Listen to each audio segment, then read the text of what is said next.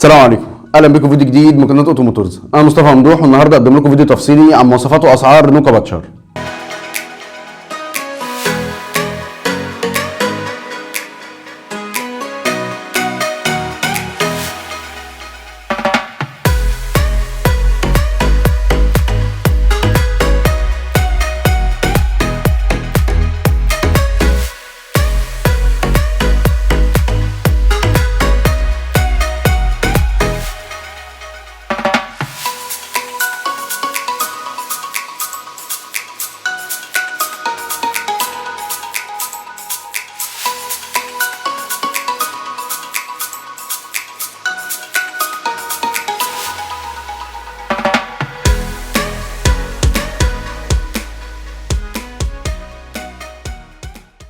رينو كاباتشر دخلت السوق المصري كعربيه كروس اوفر، وهي الاخت الصغرى لرينو كاتجار.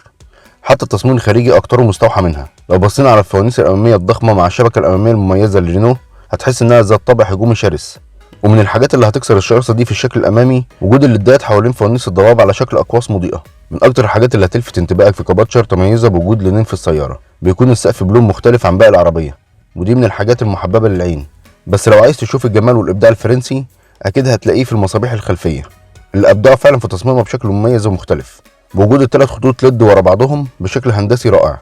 والصوره كلها هتكمل معاك بشعار رينو وكلمه كاباتشر الموجود على الشنطه. هتحس انك واقف قدام طفل صغير وبيحاول يفرد عضلاته. بالنسبه للطول 4122، العرض 1778، طول قاعده العجلات 2606، الارتفاع الكلي 1566، والارتفاع من على الارض 17 سم. وزن السياره فارغه 1290 كيلو جرام.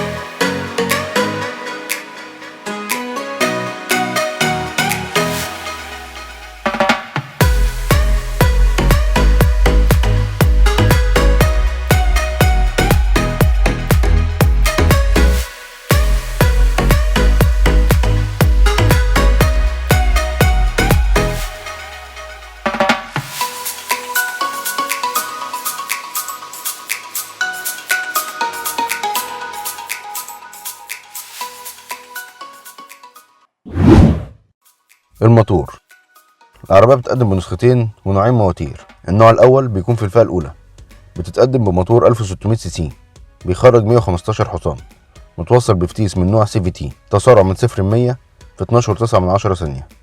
استهلاك البنزين لكل 100 كيلو 7.9 لتر تقريبا. السرعة القصوى المحددة إلكترونيا 170 كيلو متر. سعة خزان الوقود 45 لتر. البنزين المفضل للاستخدام 92. النوع الثاني بيكون في الفئة الثانية، بتتقدم بموتور 1200 سي سي مدعوم بتربو، بيخرج 120 حصان، متوصل بفتيس دول كلاتش 6 سرعات، تسارع من 0 ل 100 في 10.9 ثانية. استهلاك البنزين لكل 100 كيلو 5.6 لتر تقريبا. السرعة القصوى المحددة إلكترونيا 192 كيلو متر. سعة خزان الوقود 45 لتر. البنزين المفضل للاستخدام 95. الاختلاف بين الفئات من حيث الشكل الخارجي. الفئة الأولى بتتقدم بموتور 1600 سي سي، بينزل فيها جنوط رياضية مقاس 16، إضاءة نهارية ليد، مصابيح ضباب أمامية وخلفية، سنتر لوك، ريموت رينو ذكي، 4 زجاج كهرباء، مرايات جانبية تحكم كهرباء وطي كهرباء، سنسور بارك خلفي، حساس مطر، سبويلر خلفي، لون السقف مختلف. الفئة التانية موتور 1200 تربو، كل ما سبق وبيزيد عليها، جنوط رياضية مقاس 17 بدلا من 16، مصابيح ضباب جانبية، فتحة سقف بانوراما، كاميرا خلفية. أما بالنسبة لأنظمة الأمان الإيرباجات، العربية بتنزل ب4 إيرباج في كل الفئات. أما بالنسبة لأنظمة الفرامل فيها بتنزل ستاندر، ودي من الحاجات المميزة. العربية بينزل فيها EBS اللي هو منع الغلق، والEBD اللي هو توزيع قوة الفرامل، والESB اللي هو نظام الثبات الإلكتروني، والBAS اللي هو مساعد الفرامل، والEBA اللي هو مساعد الفرامل عند الطوارئ، ونظام امبولايزر ضد السرقة. أما بالنسبة للفئة التانية فبيزيد عليها نظام مراقبة ضغط الإطارات.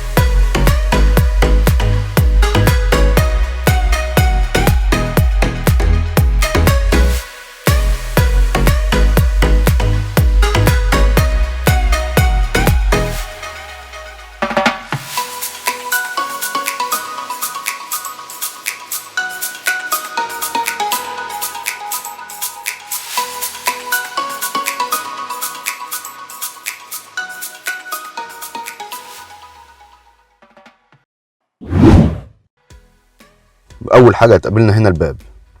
الخامات اللي موجوده في الباب هنا كلها من البلاستيك،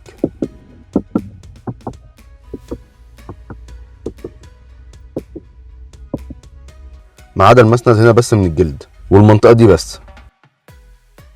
كمان مساحه التخزين في الباب كويسه. ونروح للكراسي. الكراسي هنا بتنزل من القماش في الفئتين، وتقدر تقدم الكرسي وترجعه لورا من تحت الكرسي من هنا علشان توصل للوضعيه اللي تناسبك في السواقه. كمان الكرسي هنا تقدر تتحكم في ارتفاعه ونزوله، وده في كرسي السائق بس. وظهر الكرسي تقدر تتحكم فيه من البكره دي، ودي طبعا بتبقى موجوده في الكراسي الاماميه. ونبص على الطاره هنا. الطاره هنا بتتحرك معاك في كل الاتجاهات، فوق ولتحت ولقدام ولورا، وده في كل الفئات. طبعا دي حاجه مميزه ان انت هتلاقي الوضعيه اللي تريحك مع الطاره هنا. الطاره هنا بتنزل جلد ومالتي فانكشن في الفئتين، وفي هنا ازرار التحكم في مثبت السرعه، وهنا الدراع اللي خلف الطاره دوت بيتحكم في الميديا والرد على الهاتف وتعليق وخفض الصوت، وده محطوط في مكان بصراحه من الحاجات المستفزه جدا في العربيه. وده دراع المساحات. وفي هنا دراع رعاش النور والاشارات. ونروح هنا للطابلوه. الطابلوه هنا اكتره من البلاستيك ما عدا المنطقه دي من الجلد،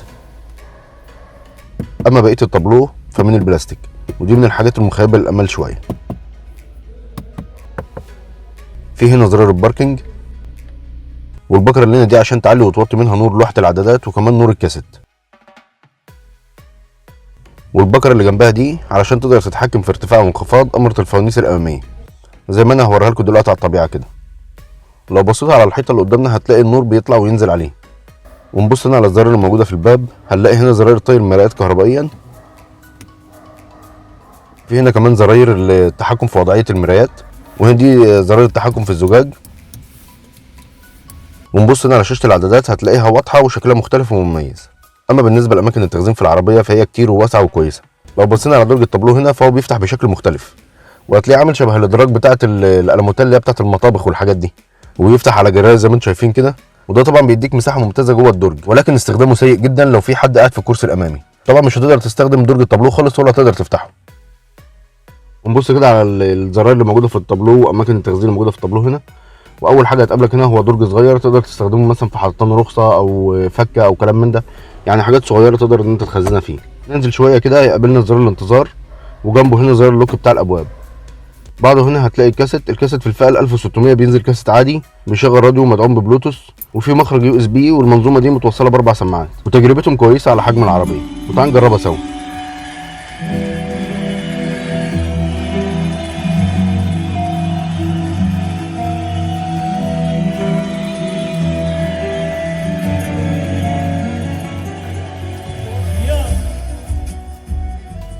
اما في الفئه الثانيه اللي هي 1200 بيكون الكاسيت هنا عباره عن شاشه 7 بوصه مزوده بجي بي اس ونظام ترفيهي. وهنا هتلاقي زرار التحكم في الميديا. هنبص تحت الزرار ديت هنلاقي هنا التكييف هنا بينزل مانوال في الفئه الاولى اللي بنصورها ديت، وبيكون اوتوماتيك في الفئه الثانيه اللي هي 1200. وهنا زرار السخن والساقع، وهنا زرار توجيه التكييف. بالنسبه لفتحات التكييف فهي دائريه وشكلها مميز، وتجربه التكييف هنا كويسه بالنسبه لحجم العربيه الصغير ده. هننزل تحت شويه هنا هنلاقي زرار البصمه، وطبعا اللمسات الفرنسيه بتبان في الحاجات دي قوي. فزي ما انتم شايفين كده زرار البصمه مش في مكانه الطبيعي خالص. فحط في حسابك دايما وانت بتشتري عربيه فرنسي ايا كان نوعها انك هتلاقي اماكن الزرار في اماكن غير المعتاد، وانك هتلاقي حاجات مطرقعه ما انتش متعود عليها في اي عربيه تانية. وبمناسبه الحاجات المطرقعه هتلاقي هنا في فتحه رفيعه كده مستطيله بتدخل فيها كارت رينو ذكي بيشغل لك العربيه. دي من الحاجات المطرقعه اللي انت مش هتلاقيها في عربيات كتير، يعني دي حاجه من الحاجات النوادر اللي هتقابلها يعني. هنبص تحت شويه هنا هتلاقي في درج صغير هنا موجود فيه مدخل 12 فولت. وهنرجع ورا هنا هنلاقي عصايه الفتيس، وعصايه الفتيس شكلها شيك. هنا هنبص هتلاقي زرار الايكو، وده بيخلي استخدام العربيه اقتصادي في استهلاك البنزين. هنا هتلاقي زرار تشغيل مثبت السرعه، هو مثبت السرعه هنا في الحته دي. وموجود هنا كاب هولدر، والبلاستيك ده فاصل بينهم، والهاند هنا بينزل مانوال. وفي هنا درج مفتوح، وبرضك في مخرج 12 فولت. طبعا من اكتر الحاجات اللي ضايقتني هنا ان مفيش مسند يد خالص، وتحس ان رينو اعتبرته من الرفاهيات وشايلاه، ولكن بيكون موجود في الفئه الثانيه اللي هي ال 1200. فانت اعمل حسابك لو هتشتري النسخه ال 1600 اعمل فتحه بقى في الكرسي او ركب لك مسند، او ما تسندش خالص مش لازم يعني.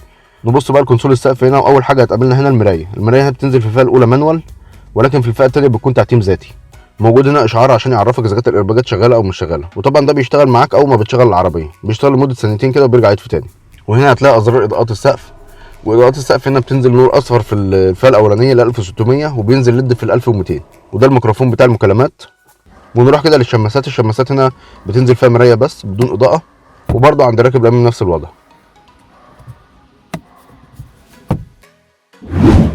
الكنبه الخلفيه بالنسبه لفتحه الباب فهي كويسه وسهله الدخول والخروج، والقعده هنا مريحه. الفرق هنا بيني وبين السقف كويس جدا، وده مناسب للاشخاص الطويله مش هيكونوا متضايقين خالص. كمان مساحه الارجل هنا مقبوله، يعني الفرق بين الكرسي ورجلي حوالي 2 سم. طبعا انا عادل الكرسي القداماني على طول، انا 190 سم، فكون انا قاعد ورا هنا كمان وقاعد وفي لسه في فرق 2 سم، فده بالنسبه للاشخاص الطويله مناسب جدا. ولكن لو انت فوق ال 190 سم هتبقى متضايق هنا، وده كمان راجع لان ظهر الكرسي الامامي من البلاستيك، وطبعا ركبتها هتبقى تعبانه جدا بسبب البلاستيك ده، ولكن اللي قاعد قدام مش هيبقى حاسس باي حاجه. بالنسبه للكنبه الخلفيه هنا فهي تاخد شخصين بالغين، ممكن طفل كمان معاهم. اكتر من كده هيكون صعب جدا لان المساحه العرضيه بتاعت العربيه صغيره شويه. ونبص كده على الكونسول الوسطي هنا مفيش فيه الا غير الدرج دوت، وفي مخرج 12 فولت. ونبص على اضاءه السقف هنا هتلاقيها مش كبيره ولكن هي مقبوله. كمان من المميز في الكنبه هنا انها على جريات، يعني تقدر تقدمها وترجعها لورا حسب راحتك في الجلوس، ودي حاجه من الحاجات المميزه جدا في العربيه بصراحه. موجود هنا 3 مسند راس، ومفيش مسند ولا حمل اكواب. كمان الكنبه الخلفيه بتتني معاك في الفئتين. الشنطه بالنسبه للشنطه هنا للاسف ما بتفتحش بالريموت، ولكن هي لها زرار في الريموت تقدر تفتح اللوك بتاعها منه. زي ما انتم شايفين كده بتضغط ضغطه اللوك بتاع الشنطه بيفتح، وتروح للشنطه تتك على الزرار ده هيبدا يفتح معاك الباب. الفتحه بتاع باب الشنطه كويسه جدا وهتساعدك لو انت بتدخل حاجات كبيره في العربيه، مش هتتعبك خالص. كمان من الجميل جدا ان شفه التحميل مستويه، فلو بترفع حاجات تقيله من على الارض او كلام من ده مش هتتعبك خالص في الدخول ولا في الطلوع. السعه التخزينيه للشنطه هنا 377 لتر، ولكن مع تقديم الكنبه الخلفيه بتزيد المساحه دي 455 لتر، ودي مساحه ممتازه وغير متوقعه على حجم العربيه. وفي هنا فاصل الشنطه عن الكنبه، وده تقدر تشيله او تركبه حسب راحتك. كمان هنا في اضاءه في الشنطه، وهتلاقي ان الشنطه هنا موجود فيها مستويين. نبص على الاستبن كده، والاستبن هنا بينزل جنط عاده، وهنا موجود مع العده.